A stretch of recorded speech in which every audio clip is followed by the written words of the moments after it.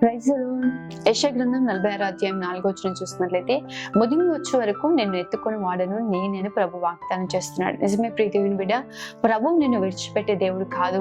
నిశ్చయంగా అంతము వరకు నీకు తోడుగా ఉండే దేవుడే ఉన్నాడు. చాలాసార్లు అనేకులు మనం చూస్తూ ఉంటాం కదా, వృద్ధాప్యం కలిగినప్పుడు అనేకులు ఒంటరిగా మిగిలిపోతూ ఉంటారు. అనేకులు సొంత కన్నబిడ్డలే వారిని విడిచిపెట్టడం, సొంత వారే వారిని విడిచిపెట్టడము, ఒంటరి అనుభవాన్ని అనుభవిస్తూ ఉంటారు. ఈ రోజు చాలా మంది కూడా అటువంటి పరిస్థితుల్లోనే ఉండొచ్చు, లేదంటే ఇప్పటి నుంచే ఒంటరితనంతో కన్నీటితో బాధతో ఉన్నారేమో. ప్రభు మీతో మాట్లాడుతున్నాడు. ప్రియ దేవుని బిడ్డ, లోకమంతా విడిచిపెట్టినా ప్రభు మిమ్మల్ని విడిచిపెట్టిన దేవుడు.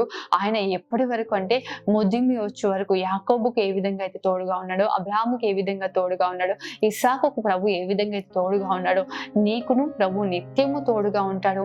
ఆయన నిన్ను విడువడు, ఎడబాయుడు. శాశ్వతమైన ప్రేమతో నిన్ను ప్రేమిస్తున్నాడు. ధైర్యం తెచ్చుకొని దేవుని యందు భయభక్తులు కలిగి నీతిని అనుసరించి ప్రభు దృష్టికి యథార్థంగా జీవించండి.